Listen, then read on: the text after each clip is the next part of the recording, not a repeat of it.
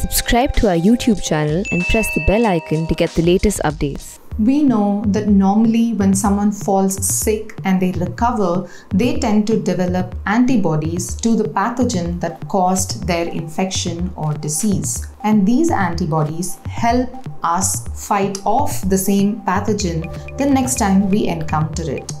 This is why once someone gets sick with chickenpox, they are protected against it even if they're exposed to the virus another time. And this is also how vaccines work. Once we are injected with a weakened version of a pathogen, such as a virus, our body develops antibodies to fight it off. And when we're exposed to the same pathogen or a similar pathogen again, we do not get sick. In this video, we'll discuss our immune system, our immune response, the type of immune responses we have, and the kinds of cells that are involved in the process. My name is Sandhya Ramesh, and this is Pure Science. Our immune response to any kind of pathogen is in incremental steps or layers. Immune system cells are made up of primarily leukocytes or white blood cells which circulate through our body and scan for suspicious objects. The first line of defense in our body that we have is our skin, which is the largest organ in our body. Then there's the mucous lining in all of our organs, which traps pathogens as well. These are the two physical barriers. Then there are tears or acids in our stomach and processes like that, which are chemical barriers. As soon as we are infected, the first kind of immune system, called the innate immune system, kicks into action. The innate immune system is found in all of life, as the name suggests, and it is always the first response to a foreign pathogen in a body. It is non-specific, so it protects against all pathogens the same way. Then we have cells called the mast cells. These are cells that search our body constantly for pathogens, and if a mast cell finds something suspicious, it releases a signal in the form of a histamine molecule. This immediately leads to flooding of the area with blood, causing inflammation and attracting leukocytes, the white blood cells. This is a part of the innate immune response. The innate immune response also consists of phagocytes, which fire off immediately and they kill infected cells by consuming them. They too die in turn, which is what leads to the formation of pus at wounds. And then we have macrophages, which are bigger and can consume pathogens such as viruses in their entirety. Beyond the macrophages, we also have the natural killer cells, which detect infected or abnormal cells in our own bodies and then kill them.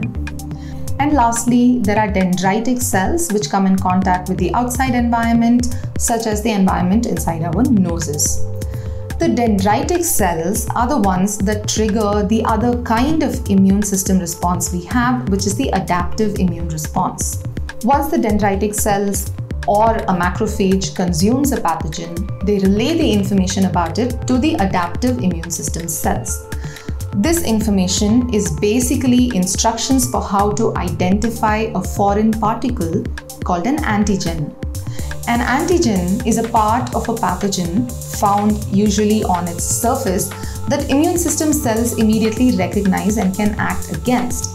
Dendritic cells and macrophages, a part of the innate immune response, pass on the information about these antigens after consuming them to T cells, which trigger the adaptive immune response.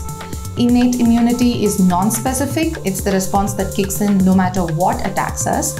However, adaptive immune system is very specific.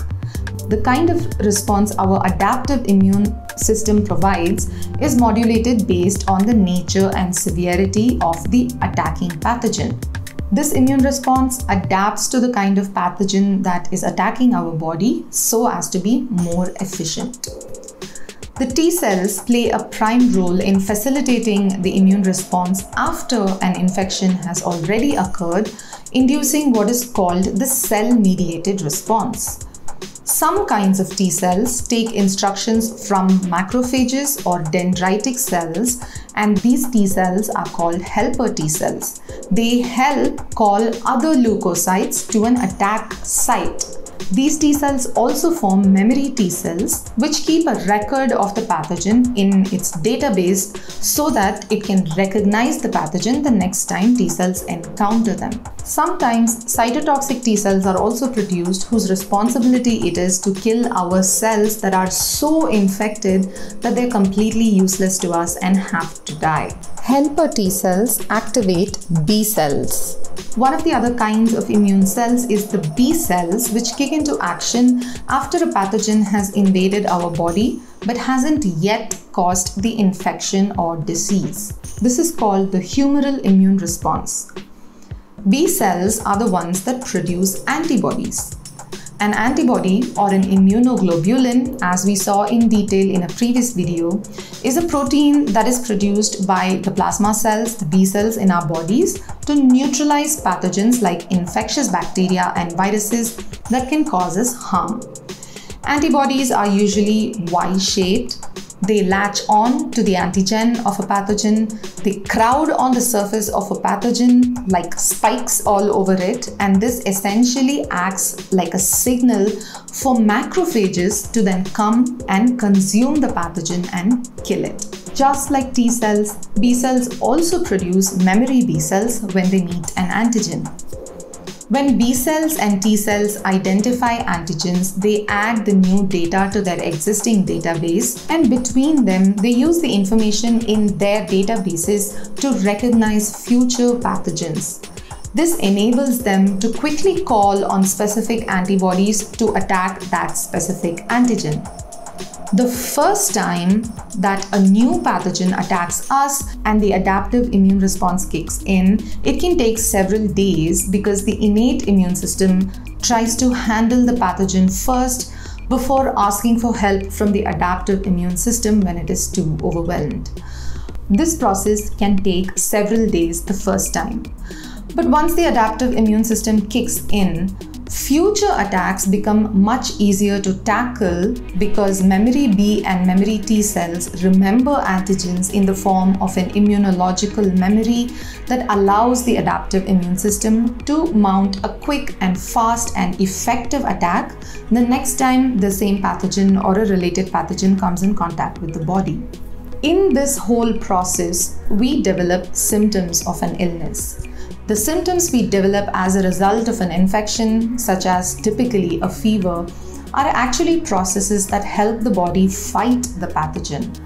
A warmer body makes it harder for pathogens to survive in our body because pathogens like viruses typically tend to be temperature sensitive. When our cells are infected by a pathogen, they leak fluid into the surrounding cells and tissues, and this then leads to inflammation, which in turn attracts phagocytes to consume the infected cells. Sometimes there arises a bug in our immune system response, and antibodies are directed towards innocent cells in our own body, resulting in what is known as autoimmune diseases such as arthritis or type 1 diabetes.